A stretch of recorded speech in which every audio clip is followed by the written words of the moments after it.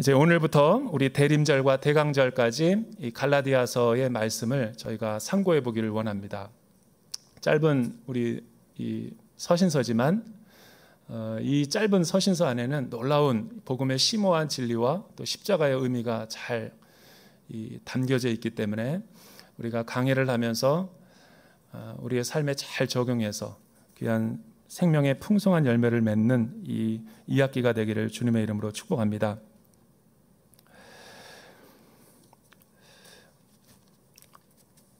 오늘 말씀을 우리가 이제 다른 복음은 없습니다라는 제목으로 같이 살펴보기를 원하는데, 위대한 이 복음주의 지도자였던 거장이었던 존 스토트 목사님은 오늘날 현대의 교회를 향해서 이렇게 유명한 말을 남긴 적이 있습니다. 전 세계의 수많은 그 교회와 선교와 전도를 통해서 얼마나 많은 그리스도인들이 이 땅에 생활하고 있습니까? 근데 전 세계 교회는 넓다. 그러나 그 깊이는 매우 낮다. 이 말이 의미하는 바가 무엇이겠습니까? 사람이 많아지고 또 성도가 많아지고 또 교회가 확장될수록 복음의 깊이가 더해지기는커녕 오히려 더 복음의 격이 낮아지고 십자가의 의미가 변질되고 또 하나님의 온전한 뜻이신 복음이 아니라 쇼맨십과 또 세상 이야기라든가 만담, 철학 사상으로 이 복음이 변질되는 것을 우리가 많이 보게 된다는 의미겠죠. 오늘날 우리가 살아가고 있는 시대도 이 기독교 2000년의 역사를 보게 되면 항상 이단들이 사이비 우리 교단들이 발흥할 때마다 일어나는 공통점이 하나가 있어요. 교회는 기독교는 한 번도 외부의 세력에 의해서 멸망당한 적이 없습니다. 존재 자체가 위기인 적은 한 번도 없었어요. 오히려 사도행전을 보면 거센 박해와 핍박이 올수록 교회는 들불처럼 퍼져나갔죠. 그런데 거꾸로 이 교회의 십자가의 순도가 떨어지고 피 묻은 그리스도의 복음이 강단에서 선포되어지는 대신에 인본주의적인 사상이라든가 변질된 복음, 물질주의와 번영신학이 난무할수록 그 틈을 이용해 가지고 사입이나 이단들이 잘못된 구원론을 갖다가 전하면서 교회는 스스로 무너지는 것을 경험하게 되는 거죠. 그래서 존 스토트의 말을 우리는 귀담아 들을 필요가 있는 거예요. 교회가 넓게 퍼질수록 우리가 깊이를 더해 가야지 우리가 가장 하나님의 나라에 쓰임받는 복음에 합당한 교회로 살아갈 수 있는 것이죠. 그런 의미에서 이 갈라디아서는 우리에게 주는 영적인 메시지가 있어요. 마틴 루터는 종교개혁을 일으키면서 이 갈라디아서를 깨닫게 되면서 종교개혁이 시작이 됐죠. 로마서를 통해서 종교개혁이 일어났긴 했지만 사실은 그가 심오한 진리를 깨달은 것은 중세의 불안에서부터 극복할 수 있었던 이 갈라디아서를 묵상하면서 종교개혁이 일어나게 되었던 거예요. 그래서 마틴 루터는 이런 유명한 말을 남겼습니다. 나는 갈라디아서와 결혼했다. 아내가 들으면 섭섭하겠지만 갈라디아서를 통해서 복음의 진리를 정수를 깊이 깨달음으로 인해서 세계가 변화됐죠. 그 이후에 인류의 역사는 갈라디아서가 새롭게 해석될 때마다 세계의 역사가 바뀌었어요. 오늘날 우리 한국교회가 위기를 경험하는 것은 외부의 위기가 아니라 우리 그리스도인들과 교회 자신의 위기라고 할 수 있는 거죠. 따라서 이 갈라디아서가 가르치고 있는 복음의 자유와 기쁨, 복음의 대현장을 우리가 깊이 묵상할 때 다시 한번 한국교회가 새롭게 갱신되어 줄 수 있는 길이 열리리라고 생각합니다. 먼저 1절에서부터 5절 우리 사도직의 변호를 하는 바울, 우리 이 말씀을 같이 한번 읽어보죠. 1절에서부터 5절 길지만 한번 같이 읽어볼까요? 시작.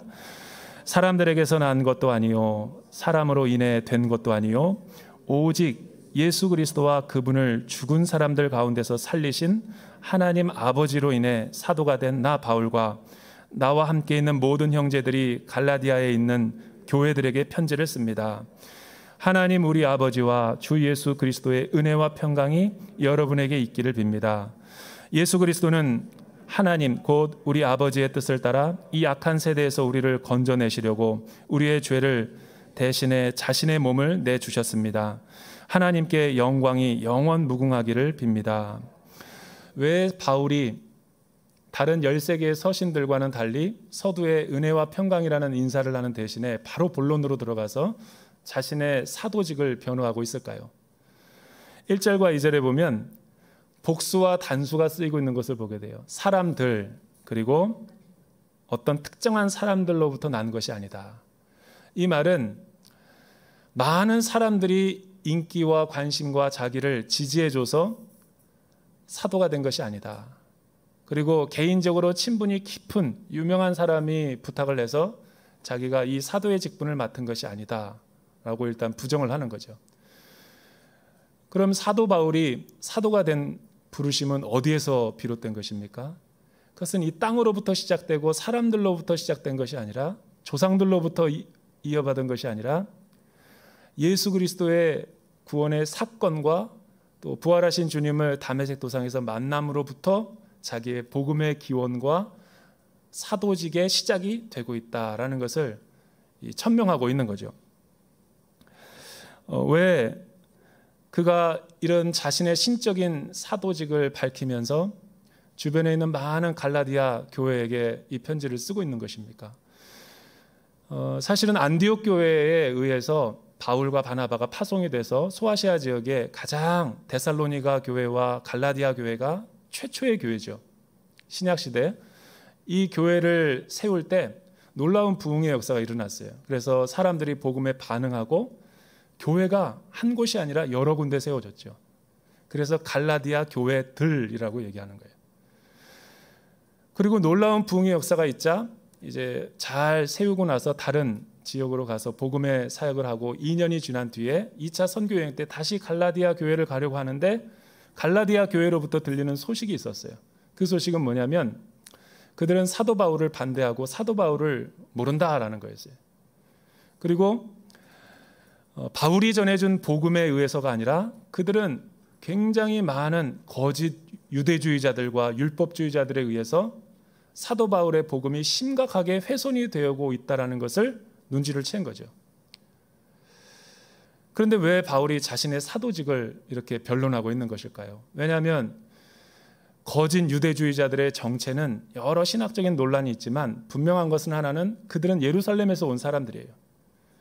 그 당시 복음 전도는 주로 순회하면서 여러 곳을 지나다니면서 복음을 전하는 역사가 있었기 때문에 누구에게서 추천을 받고 왔다라는 말이 중요한 거예요. 근데 그들은 예루살렘에서 왔기 때문에 바울과 야고보, 요한 이런 유명한 사도들에 의해서 추천을 받고 왔기 때문에 갈라디아 교회는 의심도 하지 않고 그들을 다 강단에 세우고 설교를 시켰죠. 그러나 그때부터 그들은 마음을 바꾸어서 사도 바울의 거짓 사도 직분을 집중적으로 공격했던 거예요. 그는 글에는 능하지만 말은 언변이 부족하고 외모도 그의 사도직은 가짜다. 따라서 그가 전한 복음은 거짓된 복음이다. 이신칭의의 복음, 믿음으로 말미암아 구원을 받는다라는 것은 우리에게 확실한 구원을 주지 못한다라고 이야기를 하는 거예요. 사도라는 직분은 어디서 유래가 된 것입니까? 성경에 보면 사도라는 것은 그렇게 많이 나오는 단어가 아니에요. 일반적으로 우리가 아는 사도의 개념은 예수님의 공생애를 함께한 제자들, 그리고 부활하신 주님의 사건을 목격한 교회 리더를 사도라고 부른 거죠. 그러나 그 이외에는 사도가 나오질 않아요. 그렇기 때문에 이 사도를 해석할 때 매우 신중하게 해석해야지 하나님의 나라가 세워지는 과정에, 최초의 교회가 세워지는 과정에 그 당시에는 정경이 없었기 때문에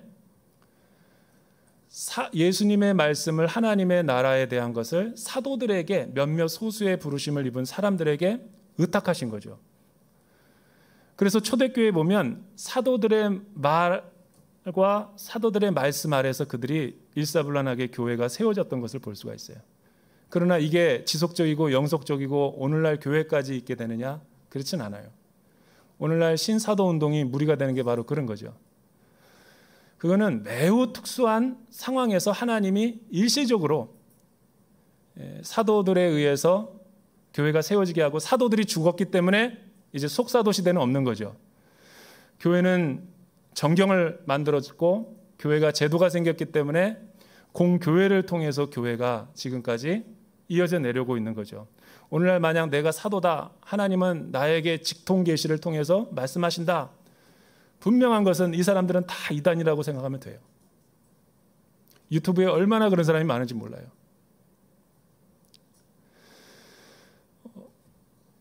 그런데 왜 이 예루살렘에서 온 율법주의자들은 사도 바울의 사도직을 거부했을까요? 믿음으로 말미암아 구원을 받는다고 하는 것을 그들이 부정한 것이 아니에요. 그들도 복음을 믿지만 복음은 뭔가가 부족하고 자신들이 유대인이기 때문에 유대인의 모세의 율법과 할례를 같이 받고 절기를 지켜야 하지만 온전한 구원이 된다라는 거예요. 즉 다른 말로 하면 복음에다가 물을 타는 거죠. 이런 거에 반박하기 위해서 바울은 놀라운 복음의 대헌장을 선포하는 거예요.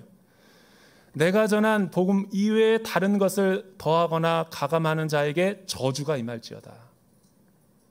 사실은 이런 복음의 명확한 기준이 있기 때문에 오늘날 교회가 질서 있게 바로 건강하게 세워질 수가 있는 것이죠. 제가 여러분들에게 질문을 해볼게요. 전 세계 교회가 많이 흩어져 있고 목회자들도 많고 수많은 교인들이 많은데 한 번이라도 교회 다니면서 그런 생각을 해보셨는지, 건강한 교회의 도대체 기준이 뭔가? 좋은 목사의 기준이 뭔가? 좋은 그리스도인이라는 것이 무엇인가를 갈라디아서를 묵상할 때는 한번 생각해 봐야 돼요. 결론부터 이야기하면 설교의 결론이죠.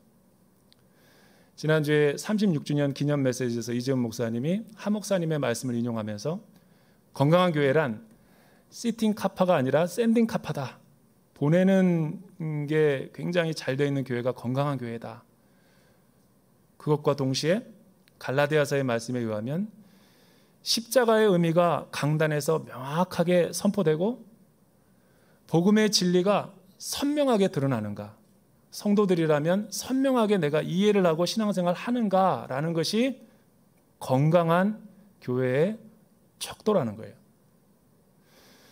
이런 갈라디아서의 기준이 없으면 우리는 치우치거나 변절되거나 우리 자신도 모르게 율법주의로 바뀌는 성향이 매우 강한 연약한 사람들인 거죠. 바울은 자신의 복음을 이렇게 명료하게 선포했어요. 4절에 보십시오. 예수 그리스도는 하나님 곧 우리의 아버지의 뜻을 따라 이 악한 세대에서 우리를 건져내시려고 우리 죄를 대신해 자신의 몸을 내어주셨다. 이 짧은 구절에 복음의 내용이 세 가지가 압축되어 다 들어가 있어요. 복음이란 우리의 죄를 대신해 자신의 몸을 속죄하신 것을 믿는 것이 복음이죠.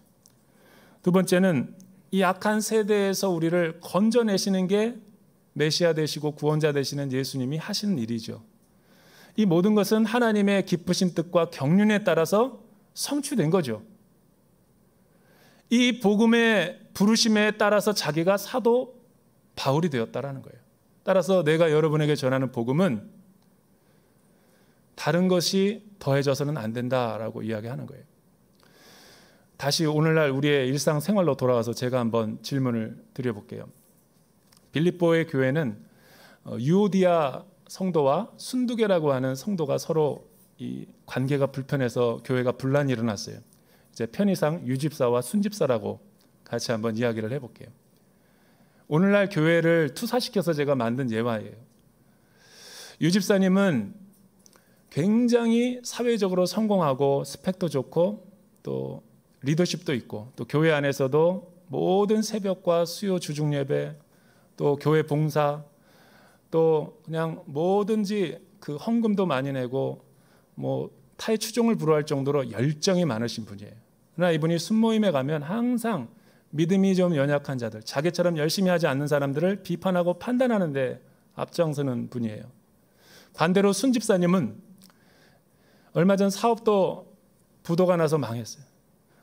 그리고 경제적으로도 너무 어렵고 힘들어요. 그러나 교회에서도 의기소침하고 자신감이 없어서 그냥 자신의 신앙만 유지하기 위해서 주일날 축도하기 전에 가는 그런 집사님 중에 한 분일 거예요. 믿음이 없어요. 자, 제가 여러분들에게 질문해 볼게요. 둘 중에 누가 복음을 알고 신앙생활을 하는 사람일까요? 갈라디아에서 의하면 둘 다 아니에요. 우리는 충격을 받죠. 왜냐하면 복음이라는 것은 내 행위가 아니라 나를 대신해서 죽으신 예수 그리스도의 십자가의 사건을 믿음으로 말미암아 내가 의롭다함을 받고 하나님의 성령의 능력으로 내가 중생을 경험하는, 거듭남을 경험하는 사람이기 때문에 그런 것이죠. 따라서 우리가 자랑할 것이 있는가? 자랑한다면 그 사람은 복음을 이해하기는커녕 율법주의로 살고 있는 거예요. 율법주의는 무엇이 율법주의입니까? 내 행위와 노력으로 자기의 의를 드러내고 자기의 신앙을 표현하는 사람이 율법주의자인 거예요. 원래 율법은 선하고 의롭고 영적인 것이죠. 원래 이스라엘에게 준 율법 자체가 문제가 있는 게 아니라 바벨론 포로 이후에 이스라엘 백성들이 자신의 땅으로 돌아오면서 그런 수치와 부끄러움을 극복하기 위해서 그들은 이상한 율법주의를 만들었어요. 그것이 뭐냐면 말씀을 문자적으로 믿는 거예요. 그러니까 예수님 때까지 바리새인들과 종교지도자들은 논쟁하면서 비판을 받았어요. 그렇게 율법을 철두철미하게 지키고 의로운 행동을 하는 사람들에게 예수님은 비판을 하셨다고요. 왜 그런가? 자기의 의로운 행동을 덧입어서 구원을 성취하려고 하기 때문에 그거는 믿음이 아니라 복음이 아니라 십자가가 아니라 잘못된 율법주의인 거죠. 따라서 이렇게 예를 정리해 드릴 수 있을 거예요. 우리 가운데 하나님 앞에 정말 내가 내세울 것도 없고 보잘 것도 없고 또 우리 가운데 신앙훈련을 잘 받아가지고 정말 영적으로 잘 성장하는 분도 계실 거예요. 그러나 혹 우리 가운데 율법주의적인 신앙에 치우쳐 있는 분이 있다면 어떤 용감한 사람이, 겁이 없는 사람이 이 외나무 다리를 건너는데 그 외나무 다리가 썩고 고목이에요. 근데 이 사람은 늘 만용이 넘치는 사람이에요. 나는 지금까지 내 힘으로 안 되는 것이 없었다. 내가 이 다리를 건널 수 있다. 남들은 다 걱정하는데 그 다리를 건너다가 떨어졌어요. 반대로 정말 믿음이 없고 두려움이 많은 소심한 어떤 사람은 외나무 다리를 건너는데 그 외나무 다리가 아주 튼튼한 거예요. 근데 그것도 건너기가 무서울 만큼 두려운 거죠. 내가 저기를 건널 수 있을까? 조심조심하면서 건넌 거예요. 이 후자가 사실은 믿음의 복음의 기초에서 신앙생활을 하는 사람들이죠. 문제는 이 예수 그리스도를 더욱더 우리가 신뢰하고 의지해서 우리의 행위가 아니라 하나님의 그 복음의 능력과 위대한 자유함에 감사함으로 신앙생활을 해야 되는데 뭐 그런 부분이 있을지라도 그 사람은 하나님을 의지하면서 주 앞에 나왔기 때문에 구원을 얻는 거죠. 바울이 그런 복음의 영광을 우리에게 설명해 주고자 하는 거죠. 6절에서부터 7절 우리 같이 한번 읽어보죠. 두 번째 메시지는 다른 복음이 없음을 천명하고 있는 바울이죠. 우리 6절에서부터 7절 같이 한번 읽어보죠. 시작. 쉽게 떠나 다른 복음을 쫓는 것에 대해 나는 놀라지 않을 수 없습니다. 사실 다른 복음은 없습니다. 다만 어떤 사람들이 여러분을 혼란에 빠뜨려 그리스도의 복음을 변질시키려고 하는 것입니다. 7절에 보면 여러분들 혼란시킨다. 타라손타스라고 하는 이 헬라어는 어떤 용어냐면 교란시키다, 혼란스럽게 해서 공포와 불안을 조장하다라는 의미예요. 왜 율법주의자들이 다른 복음을 만들어서 잘 성장하던 우리 갈라디아 교회를 교란시켰을까요? 이단들의 특징은 항상 똑같아요. 공로사상을 강조해가지고 신앙의 완성을 만들려고 하는 자들이죠. 또 이런 걸 이용해가지고 자신이 이 권위를 갖고 사람들을 조종하고 또 인본주의적으로 그들을 변질시키려고 하는 목적이 있는 거죠.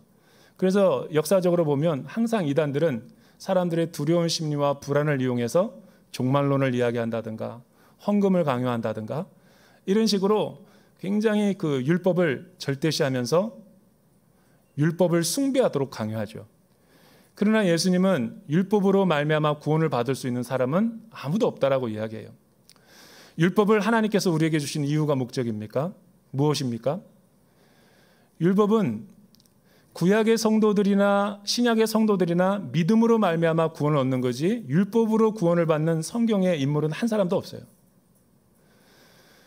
율법은 선하고 아름답고 좋은 것이지만 우리의 죄악된 본성으로 지킬 수 있는 능력이 없기 때문에 그 율법의 한계를 깨닫고 나에 대해서 비참함과 절망을 깨닫는 거예요. 거기서 멈추는 게 아니라 절망을 깨닫고 하나님께로 의지하며 나가는 거죠. 아브라함이 그렇게 해서 구원을 받았고 모세가 그렇게 해서 구원을 받은 거지 신약의 성도들도 마찬가지예요. 그런데 문제는 오늘날 신약의 성도들은 현대 교회에 다니는 성도님들은 십자가를 통해서 구원을 받았음에도 불구하고 다시 율법제로 돌아간다는 게 우리의 문제인 거예요. 은혜를 받았음에도 불구하고 그 은혜를 망각하고 다시 율법주의로 돌아가려고 하는 것 때문에 바울이 이렇게 갈라디아서를 통해서 교정을 해주고 있는 거죠. 그런 복음은 없다라는 거예요. 두 번째 율법의 기능은 죄의 형벌을 주는 기능이 있어요. 또 다른 율법의 기능은 죄를 억제하는 기능이 있죠. 만일 범죄할 경우에 형벌을 통해서 죄를 억제하는 기능이에요. 그러나 예수를 믿고 구원을 받은 다음에 이 율법의 의미는 그리스도 안에서 다 완성되고 성취되어 있기 때문에 우리가 율법주의로 돌아갈 필요는 없고 이 율법은 하나님의 성품과 뜻을 계시한다라는 정도로만 우리가 이해하면 되는 거죠. 그렇게 되면 우리는 신앙생활에서 자유함을 누리고 설령 예수 믿고 구원받았고 나서 다시 넘어지고 죄에 쓰러진다 하더라도 정죄를 받을 필요가 없는 거예요. 왜? 하나님이 그것까지 다 아시고 우리를 미래적으로 구원을 하셨기 때문에. 그래서 성도님들이 칭의와 중생을 구별해야 되는 것이 이신칭이라는 것은 내가 완벽해서 구원을 받은 것이 아니죠. 그냥 감옥에 있는 사람을 하나님의 긍휼과 사랑으로 사면을 해준 거예요. 죄가 없다라고 선포를 해준 거죠. 그러면 감옥에서 나왔을 때 그 사람이 죄 안 짓고 살 보장있나? 아무도 그렇게 장담 못합니다. 그럼에도 불구하고 하나님이 그렇게 인정해 준 거예요. 이런 사면을 받은 사람의 삶의 목적과 방향은 어떻게 변해야 될까요? 방종하며 산다? 다시 옛날로 돌아간다? 은혜를 더하게 하기 위해서 죄를 짓는다? 결코 그럴 수 없어요. 구원해 주신 것이 너무 감사해서 복음에 더 합당한 삶을 살아가는 거죠. 그렇게 또 살아갈 수 있는 근거가 뭐냐면 칭의와 함께 우리에게 거듭남을 선물로 주시기 때문에 중생이라는 것은 성령의 능력으로 거듭나는 거죠. 이 중생은 어떤 의미가 있냐면 이 율법의 아래에 있어서 늘 죄를 지을 수밖에 없던 우리의 옛사람인 아담의 후손인 죄의 유전자를 가진 우리의 모습을 십자가를 믿는 사람들에게 그거를 새 사람으로 바꿔준 거죠. 그러니까 우리는 더 이상 율법에 의해 정죄를 받을 필요도 없고 옛 생활과 옛 성품에 있는 사람의 삶도 아니고 우리는 이미 새 사람의 옷을 덧입고 믿음 안에서 그리스도와 함께 동행하면서 살아가고 있는 거예요. 근데 목사님, 저는 여전히 죄에 넘어지고 쓰러지고 여전히 저는 많이 부족한데요. 그렇게 말한다면 저도 할 말이 없죠. 저도 그러니까. 목사인 저도 날마다 죄에 넘어지고 유혹을 받고 쓰러지거든요.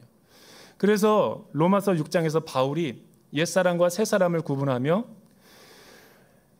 옛사람은 완전히 절대적인 이 우리의 옛사람은 십자가에 못 박혀 죽었기 때문에 부활을 통해서 새 사람을 덧입어서 우리가 영적으로 지금 새 생명을 얻고 있는데 그러나 문제는 새 생명을 얻었지만 우리의 영혼은 장례식이 끝나기 전까지는 이 아담의 옛사람의 몸인 장막을 입고 있는 거죠. 그러니까 이 옛사람의 아담의 몸과 내 영혼의 중생한 몸이 서로 투쟁하고 있는 거예요. 쉬운 말로 전쟁은 이겼지만 전투는 작은 전투가 지금 이 세상을 살아갈 때 순례 여정 가운데 있는 거죠. 그러나 주님은 우리에게 그렇게 선포하시는 거예요. 절대적인 죄를 승리했기 때문에 성령님과 함께 믿음의 순종함을 통해서 그 작은 죄를 네가 다스려야 된다는 거예요. 물론 넘어질 수 있죠. 그러나 죄의 몸, 죽을 몸, 그것에 의해서 우리의 구원이 취소되거나 영향받지 않는 거예요. 그런데 율법주의자들과 신천지와 구원파들은 이 두려운 부분을 교묘하게 이용해가지고 성도들을 갖고 있는 위대한 구원을 훼손하는 거죠. 사랑하는 성도 여러분, 여러분은 이제 지옥 갈래야 갈 수도 없는 운명이에요. 요단강을 건넜기 때문에. 그래서 성경은 로마서 6장 11절에서는 저 위대한 자유의 선언을 저렇게 말하는 거예요. 이제부터는 십자가를 믿고 구원을 받았으니 죄에 대해서 죽고 의에 대해서 산 자로 여기라는 거예요. 넘어질 수 있죠. 그러나 계속 죄 짓는 사람은 없어요. 하나님이 싫어하는 사람은 없어요. 구원받고 나서 중생을 경험하고 나서 연약한 건 사실이지만 하나님이 싫다 이런 사람은 중생을 의심해 봐야죠. 그 구원의 사건은 내 행위가 아니라 하나님께서 믿음으로 우리에게 주셨기 때문에 그런 거예요. 그래서 여러분, 유대주의자들의 거짓 교사들의 말에 교란되면 안 돼요. 마지막 세 번째는 이 9절에서부터 12절에 있는 말씀이죠. 그리스도의 복음을 보호하는 바울이죠. 우리 8절에서부터 12절 마지막으로 한번 읽어보죠. 시작. 그러나 우리는 하늘에서 온 천사든 우리가 여러분에게서 전한 복음 이외의 것을 전한다면 그는 저주를 받아 마땅합니다. 우리가 전에도 말한 것처럼 내가 지금 다시 말합니다. 만일 누구든지 여러분이 받은 복음 이외의 것을 전한다면 그는 저주를 받아 마땅합니다. 내가 지금 사람들을 좋게 하려고 합니까? 아니면 하나님을 좋게 하려고 합니까? 또는 내가 사람들에게 기쁨을 구하려고 했습니까? 만일 내가 아직도 사람들에게 기쁨을 구하려고 애쓴다면 나는 그리스도의 종이 아닙니다. 형제들이여, 내가 전한 복음은 사람을 따라 된 것이 아니라는 것을 여러분에게 알려드립니다. 그 복음은 내가 사람에게서 받은 것도 배운 것도 아니라 그것은 오직 예수 그리스도의 계시를 통해 받은 것입니다. 이게 10절에 보면 페이소, 그러니까 하나님을 사람을 좋게 하려고 합니다라는 이 좋게 한다라는 헬라어 단어는 설득하다라는 단어예요. 이 말이 무슨 말이냐면 이 고대 세계에서 순회 절교자들과 철학가들은 주로 순회하면서 강연하고 그 사람의 강의가 권위가 있고 인기가 많고 사람들이 모이면 엄청난 경제적인 이익을 보기 때문에 주로 정치적인 인물이랑 결탁해서 이런 세미나와 심포지엄을 많이 했어요. 그러니까 초대교회와 복음 전도자들도 그런 문화의 트렌드를 이용한 거죠. 순회 설교자들이 생긴 거예요. 근데 이분들이 특징이 뭐냐면 바울의 복음을 무너뜨리고 자신의 스토리를 메시지를 설득시키려면 수사학을 발전시킬 수밖에 없어요. 설득이란 단어죠. 좋게 한다라는 것은 사람의 귀를 가렵게 하고 자극적이고 사람들이 원하는 것을 잘 간파해가지고 또 상대방의 논리의 허점을 이용해가지고 무너뜨린다라는 뜻이 페이소죠. 여러분, 오늘날 복음이 실종된 교회들을 가보세요. 설교가 아니라 만담이고 쇼맨십이고 엔터테인먼트와 유명한 이 TV의 스타 강사들은 스타가 왜 스타인지 아세요? 스스로 타락한 사람이라 그러더라고요. 많은 인기와 유튜브 조회수를 늘리기 위해서 수단과 방법을 가리지 않고, 그러나 그런 것들이 그렇게 많다고 그래서 유튜브에서 돈을 많이 받는다고 해서 그 사람이 정말 진리의 내용을 선포하는가? 그렇진 않아요. 복음을 그런 식으로 해석하면 교회가 어려워지는 거예요. 바울은 사람을 좋게 하려고 하지 않은 것이 아니죠. 오늘날 사람들은 죄에 대해서 설교를 하면 불편해요. 그러니까 윤리나 도덕 설교를 하고 교양 설교를 하고 양심에 찔림 있는 설교를 회피하죠. 그 결과가 뭐예요? 오늘날 한국 교회가 직면한 거죠. 피 묻은 그리스도의 십자가를 통해서 가슴을 찢고 통회하고 예배가 끝날 때는 뒹구는 사람이 많아야 돼요. 못 떠나는 사람이 많아야 된다고요. 오늘 말씀이 너무 강력해가지고 그 하나님의 두려운 영광 앞에 나 같은 사람이 과연 하나님 앞에 설 수 있을까? 두렵고 떨림 앞에 내 힘과 율법으로는 안 되기 때문에 다시 십자가로 돌아가는 회개가 필요한 거예요. 여기서 회개가 중요한 거예요. 회개하라고 그랬더니 자학하는 사람들이 많아요. 회개하라고 했더니 하나님 무섭다고 도망가는 분들이 많아요. 복음적인 회개를 하는 거예요. 회개라는 것은 십자가로 돌아가는 것이 회개지, 하나님은 나를 용서할 수 없다라고 못 박는 게 회개가 아니죠. 죄에 넘어진 나의 연약함을 탄식하고 다시 그러지 않으리라 결단하며 나가는 게 십자가의 예배죠. 그래서 바울은 강력하게 선포하는 거예요. 다른 복음은 없다. 오늘 말씀이 우리에게 주는 교훈이 뭐예요?